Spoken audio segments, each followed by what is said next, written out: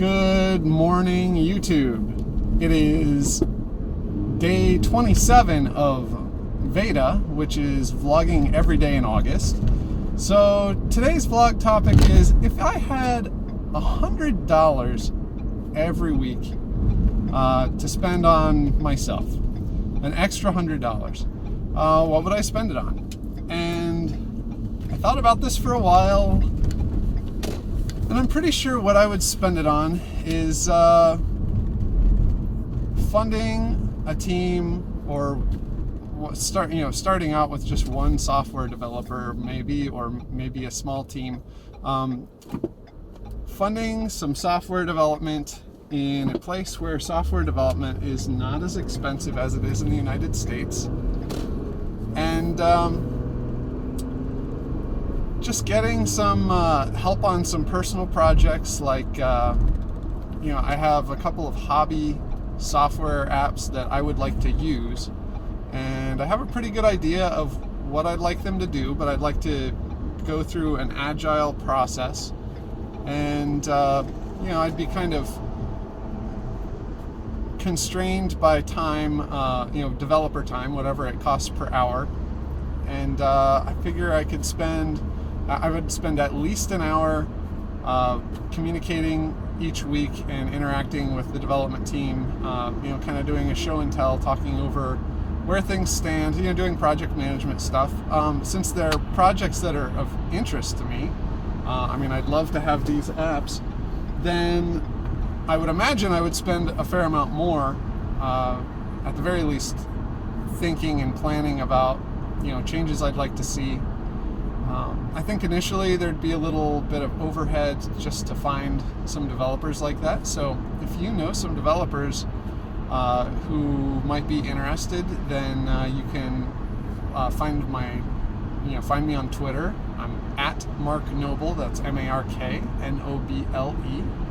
and send me a message on Twitter about your rates. I'd be looking for either Universal Windows Platform or Xamarin developers. Probably more Xamarin at this point. That could change. But yeah, I'd like to start by spending about $100 a week on just getting some. I've just got an ever-growing list of really interesting ideas that I'd like to take to a proof of concept phase, and maybe even take further than that to the point where they're available as apps in the Windows Store. So, I was thinking about how I would get an extra $100 a week, and I'm not sure if I might know a couple of people who would be interested if they heard the ideas in making that happen.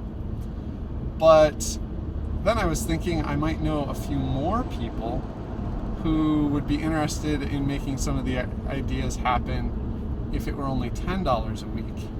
But then I'd need 10 people. Goodness, it's kind of vibrating today. Sorry about that. I blame the government roads. So, I think that's a really, that's going to get me thinking for a while, because I think that should be something that I can do at this point in my career. I should be able to find some software developers. I'll probably start a small LLC or something to, as a corporate entity to handle to own the products made and stuff like that, and then I'll just have to find some developers, and I've already got some of the ideas kind of specced out in Visual Studios, like Visual Studio Online, so I could add some people to my team there. I think I can take up to 5 people, but I think it's really important to find the right people to help on the project. which could be kind of hard because I'm not so sure how much interest in the project. That's one of the downsides is some of them are, I would imagine, kind of Western interest, because one of the things is I'd like to do an app that is for people who like trains as a hobby, like either rail fanning, which is taking pictures of trains and studying their operations, or model railroaders, people who build train layouts in their house. So yeah, I think there's a lot of potential in that space. I mean, there are a lot of things that I've done that are, it just seems like a lot of work, manual work, to go and do a couple things. And now that, after I went to a presentation on some machine learning stuff, and I think that that's really where it needs to be in order to handle some of the stuff that I didn't really want to do by hand to get the data, to add some information to the data. So yeah, I think that'd be an interesting idea. So, well, I mean, I'm only 6 minutes into my commute. I've got another 10 minutes, and it looked like traffic was kind of bad today, but it was actually pretty good. So, zipping along, and I'm not exactly sure what I've got going on this weekend. That's kind of bothering me. I'm going to have to take a look at that. I didn't have a chance to look at it this morning, but yeah, it's a mystery. So, well, one thing that I heard in another vlog, and I thought it was a really interesting idea, is, and this particular vlog entry of mine probably isn't really good for that, but maybe it is. Maybe there's something that you heard that you thought, well, that's a really interesting idea. And if you hear those things, I'd just like you to try to type them out in all caps in the comments, and maybe put them in quotes too, just so that they stand out.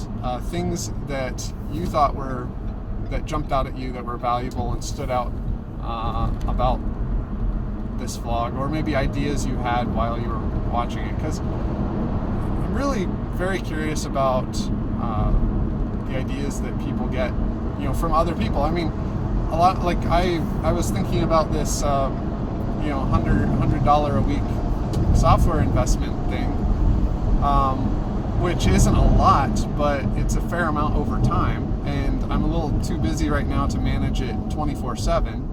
Because I have a day job and all this stuff, but I could probably swing, a couple hours a week to get some of these projects done. And if I don't do it this way, then they'll probably never get done. And I think some of them are really good projects. So, it'd be really nice if they could start paying for themselves, paying for their own development through, if I make it available as a subscription app or something like that. So, yeah, one thing I'd like to do for my drives into work is there's a way to do a GoPro picture-in-picture thing, and I was messing with it. I didn't research it, but I was playing around with it, and I was able to record a video on my GoPro, and then I have a GoPro app on my phone, and I was able to record, I think, a video there. But then when I downloaded it from the GoPro, it didn't seem to have picture-in-picture on it. I'm not exactly sure how that works. I'll have to read the documentation. But I think that'd be a lot more interesting from a viewer perspective, to see like what's going on the road ahead of me, and then to also see just a little tiny corner of me talking, which is all you're seeing full screen right now. So I took a nice way to work yesterday. Here in Columbus, it's called Main Street, which I think I've talked before about how I wasn't too crazy about how some of the people who exit at Main Street drive. But Columbus is really weird in the way that it's laid out from an interstate standpoint. I mean, I usually drive down the interstate a couple of miles to get downtown, but then it's like downtown. Oh, you know what? I need to turn left here because I didn't mean to take Main Street. I think I meant to take Mound. But anyway, it's kind of weird because they kind of treat downtown as just like one. It's like Columbus, Ohio, this exit. I mean, there are a couple of exits, but they all seem to be like they're heavily loaded up on like when I'm coming from the north, there are like several options to come into the north of the city. And then there are a couple of options on the extreme south of the city, but where I'm going is kind of on the extreme central south side of the city. And there just aren't a lot of exits there. So you kind of have to either get off early and then drive across the downtown on surface streets, which is what I'm doing now, or you have to, go past the downtown area and then kind of loop back. So, anyway, yesterday was, I did the Follow Friday video, and I'm kind of curious to see. I followed two fellow vloggers, and I tried to give a really good explanation of, why I nominated them for Follow Friday in my video. So I'm curious to see any comments from them on that, because hopefully it's constructive feedback. So now I'm behind a transit bus. I've read a little bit about, there's some studies. Oh, there's a police car. There's some studies about the effects of public transit buses on traffic in a negative sense, because they're always starting and stopping in the right lane. They actually cause a considerable amount of friction, but I'm a little bit curious as to whether or not it is more friction than the number of cars that they replace. And you might think, well, obviously, there are a lot of seats on a transit bus, so you're replacing a whole bunch of cars. But I'm not really sure that that's the case. Because a lot of times when I see a transit bus, they're nowhere near capacity. I'd say probably at rush hour, they're about as high capacity as you're going to get. So, I saw that NASA had they released a Dragon capsule to splash down in the ocean. So, I'm wondering, I didn't get to see how that turned out yet. So I'm wondering how that turned out. And, I guess I don't really have, yesterday I talked a lot about machine learning, so I've been thinking about that, but I kind of didn't want to talk much about topics I'd already talked a considerable amount about. I'm also kind of thinking about, so I'm driving down Mound Street, and I just want to be sure to get in the right lane, because yesterday I ended up being, I don't know where this guy's going. He's just kind of trucking along in the parking meter lane. Not really, oh, they're turning. And then is there a pedestrian there? So yeah, it's kind of crazy and complicated in the mornings on this route. There are a lot of weird lane changes. Anytime I'm driving downtown, I really try and watch out for jaywalkers and just pedestrians in general, but there are a lot of jaywalkers. I've talked before about how the jaywalking laws in Columbus are a little weird. So a lot of people, even if you're from Columbus, you might think, I don't see a lot of jaywalkers. Well, if you use the legal definition of jaywalking, then there are very few people in Columbus who don't jaywalk at some point in the day. So, and I think a lot of people, I guess they just don't really ever find out what the rules are. I've kind of explained in the past that I think learning about the law is kind of like, for most people, is like learning how to play the board game Monopoly. And so most people, they learn to play the board game Monopoly from friends and family members who just tell them how to play. And that's very much the way that people learn about the law. People don't go and look it up online or crack open some law books, because that doesn't sound very fun.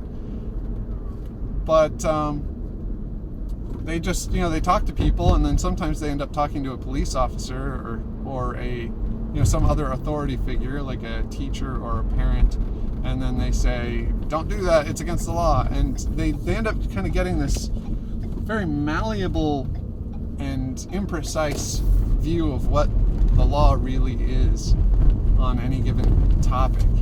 So that's really, as a result, just people encounter all these situations where the law is absolutely cut and dried about what someone should do. But since they've got this kind of mushy understanding of it, then there's all this doubt, and then they just say, oh, well, who cares? I'll just do whatever I want, because their understanding of the law is rather mushy. And so they just, jaywalking's a perfect example. The law is very specific about how to cross the street properly at a crosswalk, but I see people and they come up and they don't push. The other night I saw a guy, he was at a crosswalk. Taxpayers have funded thousands of dollars worth of equipment and time of traffic engineers and all this kind of stuff to go and put in all these traffic lights and little push buttons and paint the road with a little crosswalk symbol and all this stuff. And this guy walked up, and he was once again wearing headphones, and he just walked up and he's like stood there on the edge of the street. I mean, I knew he was going to cross the street. He didn't look around. He probably didn't care whether or not there was a crosswalk signal to aid him in assisting the street. He probably just crosses the street wherever the heck he likes anyway, whenever there's a gap in the traffic. So why bother wasting your time looking for a button, even if there is one? But anyway, yeah, that's what he did. And so he's like giving all the signals that he's like going to jaywalk, and I was trying to make a left turn. And usually in that kind of situation, people just, as soon as the light turns green, they just start across. And he just, then I guess a good song came on or whatever. And so then when I thought he was going to start across, he just stood there. So now I'm trying to, he's over on this corner, and I'm trying to go toward him to turn past him, because he's on the street corner I need to turn past. And I'm just well, as soon as I get my car in the way of other traffic, is he just gonna go, oh yeah, now I can cross, and then start across or something like that? So it's just kind of frustrating that he didn't have his head in the game.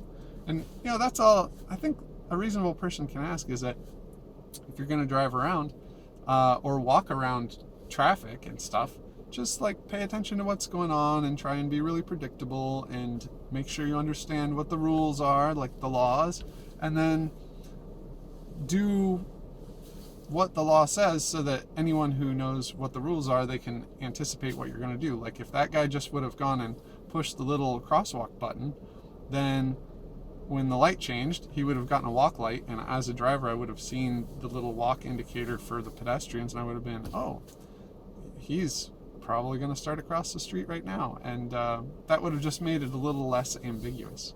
So anyway, I'm at work now, and it's 8:30, so I'm gonna go in and start working. I've got today we've done some troubleshooting on one of the technologies we're using, and one of our developers thinks they've been able to get it to work by downgrading from Visual Studio 2015 Update 3 to Update 2.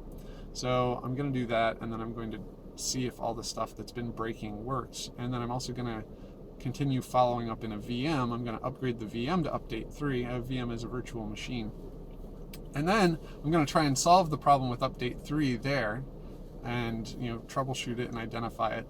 And then if we can find that, then I'll fix it in the VM as a proof of concept, and then everyone can upgrade to the latest version of Visual Studio, because it's not a good idea to be running old software. The new software, while it may have some bugs, and it will have bugs because all software has bugs, what it doesn't have is a couple of thousand known problems that were fixed or things were made more efficient or features were added. That's why you should be running the Windows 10 Anniversary Edition generally. There are a couple of people who've had, I heard, webcam problems, but there's the thing there is that I was talking to a friend of mine and I told him what webcam I had, and he said, oh, that's one of the ones that always has a problem. Well, I fired it up last night and I don't have any problems with it, so I don't know what's going on with that.